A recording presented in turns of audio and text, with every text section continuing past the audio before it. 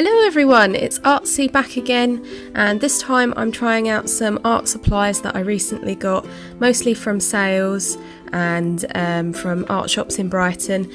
So I've got a couple of Posca pens, some Chameleon pens, some markers and pencils, and a couple of stamps I got on holiday.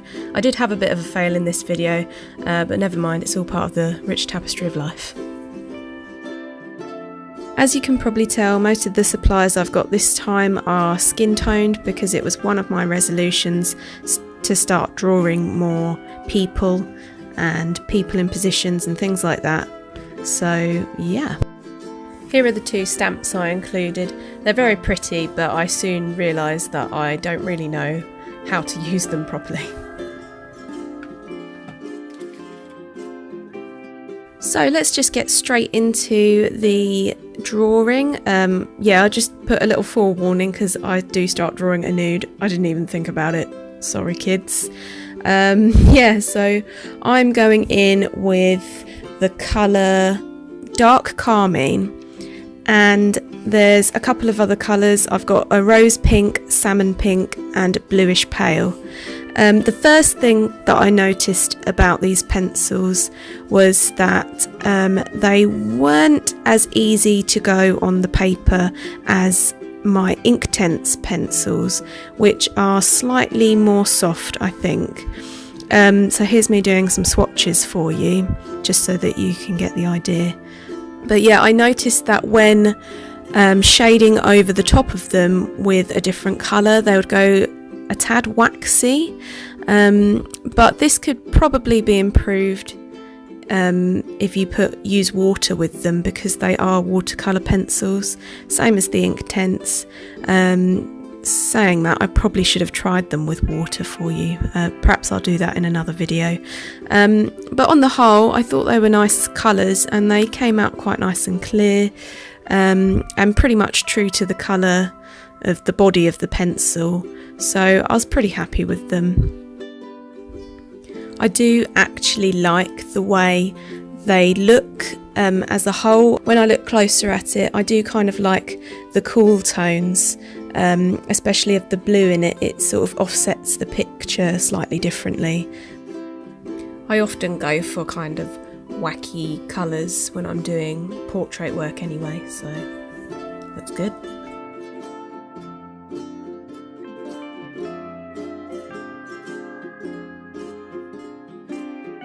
Moving on to the next set of equipment, I've got the markers that are dual ended, and they have a bullet end and a kind of slanted, almost calligraphy like end, which I'm showing you here.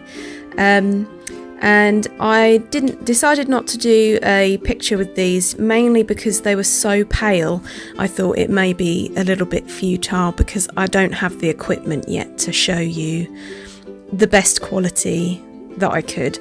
So basically I'm just here doing some swatches to show you the kind of colours that they come out.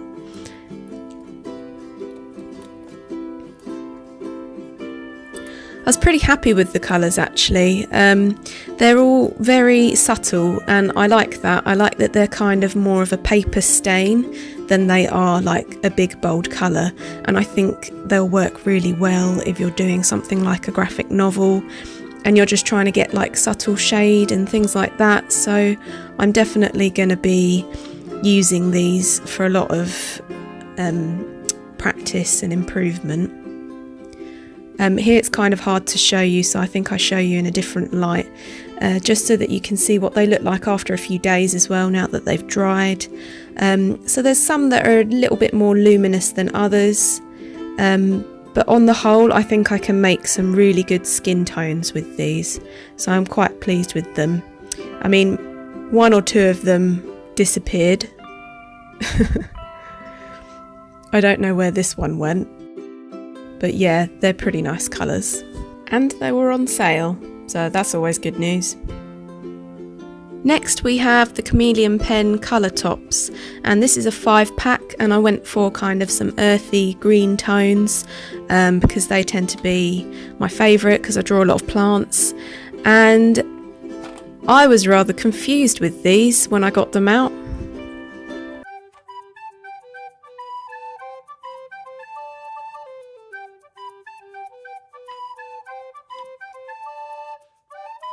Basically, I used the colour blender tool from my original pack of Chameleon pens, and I used it as the kind of gradient tool, which is what I thought they were originally for. But that wasn't the case, and I don't know if I ruined my colour blender. But anyway, this is how you use a regular Chameleon pen. So you take it apart and you put the coloured nib next to the white nib, and it transfers some of that kind of watery ink onto it, so that when you start colouring, the colour eventually returns and you get this nice kind of gradient effect.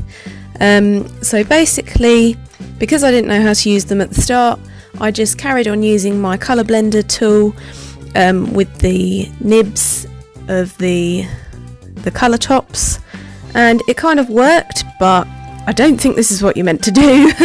So here's just a little montage of me trying out every single colour. I mean, I don't think it looked bad, some of them looked pretty nice, but I definitely wouldn't use them this way in the future.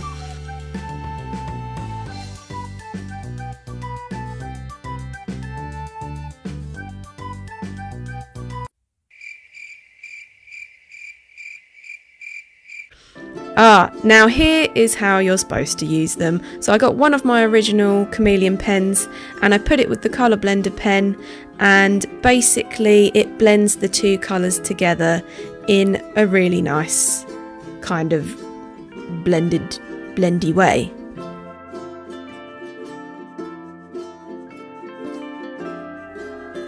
When I found out how to use them, I was like, all the pens! Ha! And I had much more fun now that I knew how to use them. Oh my god, finally. That was about 10 minutes of me just being an absolute twit. Anyway, so I went a bit mad and I tried all sorts of colours out. I definitely think that contrasting colours work best. Because I tried two green colours together and they did work quite nice, but it's more subtle, and I think they work best when you have two really different colours. And I was surprised that it didn't actually ruin the colour of the original pen. They do eventually like rub back to their original colour, as you can see. But yeah, now that I know how to use them, I'm having a lot more fun with this. So the colour toppers that I got came in a 5-pack, and their colours were dark sage, green apple, evergreen, cinnamon and taupe. Taupe?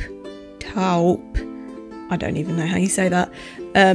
But I'm pretty pleased with them. I may buy some more colour tops. I think they look really effective, and I think they're going to look really good when I'm doing things like nature scenes that are really bold and things like that. Next, onto the Posca pens, and I've changed up the paper here because I think Posca pens work much more effectively when you have a different colour background, because they come out so bright like acrylic paints. And the fun part of it is that you get to do a little dance as you start to make them work. So basically you have to really shake them and kind of press them against the paper a lot to get the ink to come out at the start. I've always liked Posca pens. I've used them in many previous videos, so you can probably tell I'm a little bit happy-go-lucky with them. Basically, I just got a couple of colours that I haven't already got, just to try out. I'm trying to get the full collection of Posca pens that I can possibly get, but here I'm showing you light orange, fuchsia and dark red. They've all got a 0.9 to 1.3 millimeter tip, which is the bullet tip.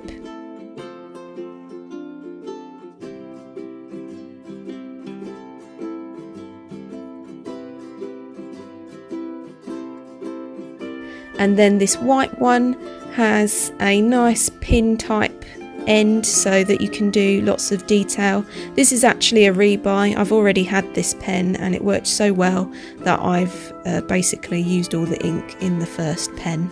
You get to do a little dance, and that's the best bit about Posca pens.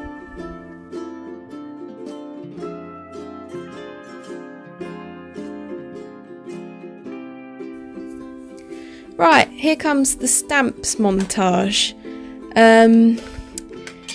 Yeah, I'm going to ask you guys for help with this one because I tried at least 5 methods and not one of them was particularly inspiring to me. To be honest, I think they require something that I don't have. So basically, my first method, I tried using a ink stamp kind of tray, but that was far too light for it. So my second idea was to go for some lino ink and to roller it on.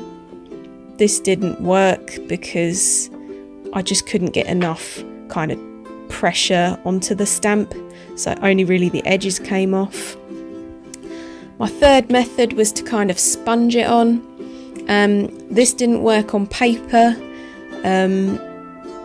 It was quite frustrating as well because by this point the stamp was getting kind of dirty and yeah, it just wasn't working. I was getting rather frustrated. So then I tried sponging on some acrylic paint and using a piece of material. Now the only reason this worked is because I was able to kind of massage the paint into the material, so that wasn't too bad. I got at least one good print out of it. Ta-da! And then my final idea was to use it with a jelly plate and use the stamp right on top of the jelly plate. And this worked as well, but I definitely should have done it with different colours. The purple and green just was a little bit too like in your face. But it worked, so I now can use it for 2 methods. And here's me failing to create another stamp. Oh well. Thanks for watching, guys. I hope you enjoyed it. It wasn't without its fails, but I shall be doing more materials reviews for you, and I hope that you can kind of gain some knowledge from it and it helps you when you come to buying your materials in the shop. Okay, I shall see you later. Thanks for watching. Bye!